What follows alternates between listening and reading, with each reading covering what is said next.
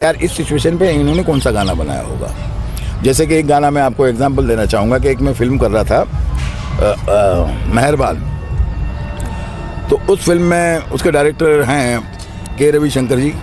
टीना film यानी मद्रास का south का बहुत बड़ा बैनर, काफ़ी बड़ी बड़ी फिल्में बनाई। मगर जब उन्होंने मेरे साथ ये फिल्म की तो उन्होंने मुझे हमारा एक गाना है जो हीरो हीरोइन का शादी के रोज़ का सुहागरात का गाना है जो कि लेडी संगीत कहते हैं। तो लेडी संगीत का एक गाना होता है इलार उनका, जैसे बोल गोरी बोल जरा इतनी सी बात, चूड़ियाँ खनकती है क्यों सारी रात। ये गाना जैसे ख़त्म हुआ तो नाइट डे में एक दो सीन गए, सीधा फिर सेकंड गाना। तो हुआ यूँ कि सेकंड गाना जैसे ही गया तो मैंने उनसे कहा रवि जी से कि मैं बोला रवि जी यार ये गाना अभी एक ही रील में है, ये गाना अभी ख़त्म हुआ और ज़्यादा चेंज भी नहीं हुआ और आप इमीडिएटली ये गाना दे रहे हैं तो बहुत गड़बड़ हो जाएगा।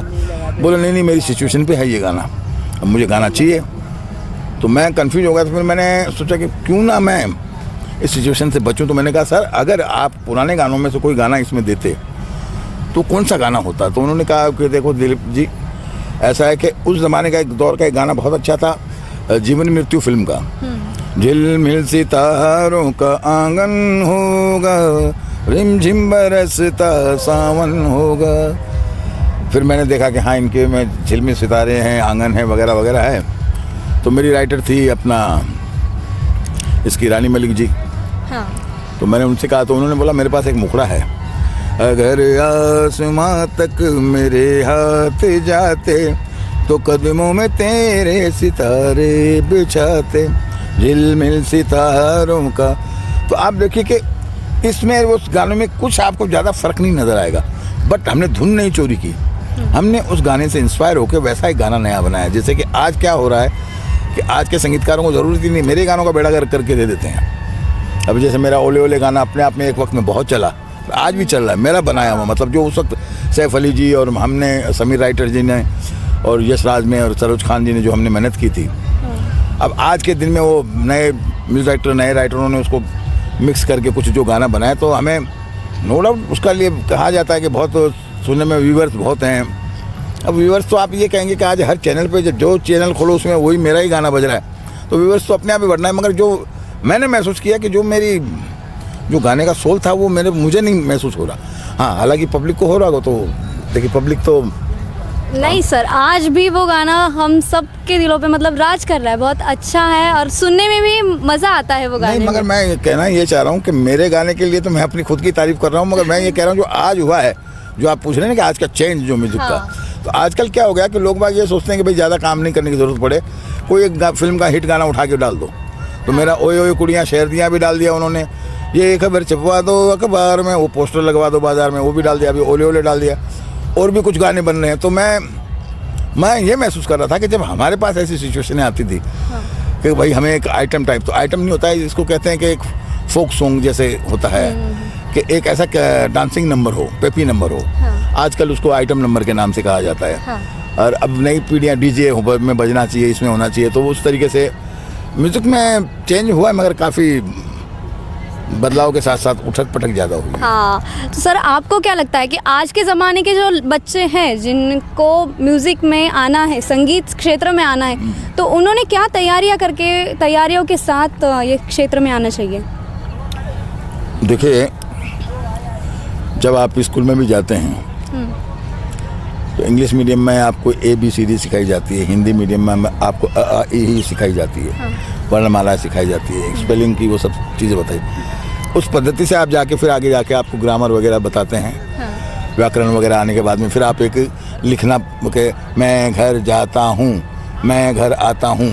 अब आप मैं अलग है, घर है, जा अलग है, उसको मिलाने के बाद में फिर आपको धीरे धीरे आप सीखते हैं। तो ये जो पढ़ाई होती है, अगर आप मैं घर जाता हूँ को लिखने के लिए आ ही नहीं पढ़ाएंगे उसको, तो उसको समझ में नहीं आएगा। तो सेम संगीत के अंदर है कि अगर आपको एक नॉट फॉर द सिंगर, मतलब प्लेबैक बनना हो या म्यूजिक डायरेक्टर आपको हमारे यहाँ आना हो, आप म्यूजिक अपने घर में बैठ के अपने लिए भी बना सकते हैं। तो अपने गुरु से उस डिपार्टमेंट की या उस चीज़ की मतलब क्या कहना चाहिए, प्रैक्टिस ज़रूर करनी चाहिए और उनसे सीखना चाहिए। क्योंकि संगीत अगर वैसे मेरा तो ये मानना है कि संगीत के लिए ज़रूरी नहीं है कि कोई संगीतकार बनेगा या फिल्मों में आना है तो उसे संगीत सीखना चाहिए या एक्टिंग सीखना चाहिए। मैं समझता हूँ कि आज के युग में ही नहीं, दुनिया जब से बनी है, सृष्टि जब से बनी है, संगीत सर्वप्रथम रहा है। सृष्टि की रचना ही संगीत से हुई है, यानी हम ध्वनि से, ओम की उत्पत्ति से। तो मेरा कहने का मतलब है कि दुनिया जब जिससे बनी है, अब आज उस ज़माने में लोग दिए जला देते थे जो आज से 700 800 साल 500 साल पहले, तो आप ये समझिए उस वक्त ये कोई मजाक नहीं है, हकीकत है। और आज उसका प्रमाण आपको और ज़्यादा दूर देखने की ज़रूरत नहीं है। हम लोग चाहे कैसी शक्ल के हैं, मगर जब हम लोग स्टेज पे खड़े होते हैं तो हम लोग करीबन 3 घंटा तक ऑडियंस हमारे गानों को सुनती है, मंत्रमुग्ध हो जाती है। उसका रीज़न क्या है कि वो संगीत की वजह से। गाने हम वही गाते हैं, चेहरे हमारे वही हैं, मगर जब भी हम जाते हैं लोग हमको क्लैप करते हैं, हमें मतलब सराहना करके हमारी वाह करते हैं। तो कहीं ना कहीं संगीत में आज भी वो जादू है, मगर उसको बरकरार रखने के लिए आपको सीखना बहुत ज़रूरी है। तो ज्ञान लेने के लिए आपको गुरु चाहिए ही चाहिए। अच्छा, तो सर मतलब आप अब जो हमारे यहाँ रियलिटी शोज़ होते हैं, इंडियन आइडल हुआ, सारेगामापा हुआ, वहाँ पे बच्चे आते हैं बहुत से, वो उन स्टेज पे होते हैं, पहला फर्स्ट नंबर आता है वो आगे जाता है। बाकी के जो बच्चे होते हैं उनमें भी टैलेंट होता है, लेकिन वो कहाँ है ये, मतलब आप क्या कहना चाहोगे इस बारे में? नहीं, देखिए, मैं आपको जो रियलिटी शो का, तो मैं अभी ये मैं कि नहीं, पब्लिक भी ये बात को समझती है। मैं शायद ज़्यादा आपकी तरफ या किसकी तरफ देख रहा हूँ, ऑडियंस की तरफ ही कह के। तो रियलिटी शो जो है वो एक कॉमर्शियल शो है।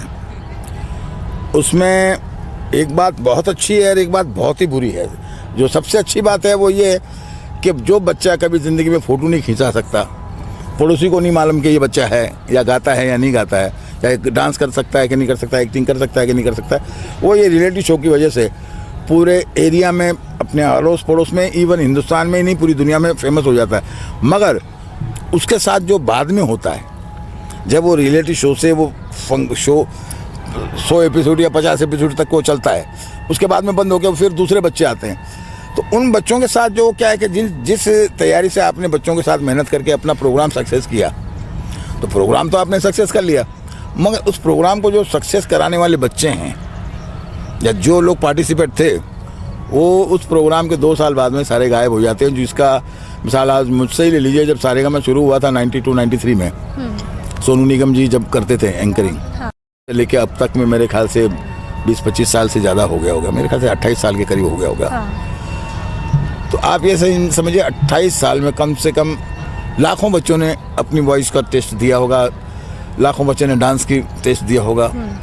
मैं एक प्रोग्राम को बहुत सराहना करूंगा, जो रेमो फर्नांडिस का आता है, वो डांस इंडिया डांस करके आता था, DID। जो मैं रेमो के जो कुछ बच्चों को देखता हूं, जो सलमान खान जी हैं, एक 2 और बच्चे हैं, धर्मेश वगैरह, ये आज वाकई में रेमो फर्नांडिस जी ने वो प्रूव किया कि ये वाकई में उन्होंने गली से बच्चों को उठा कर इस मुकाम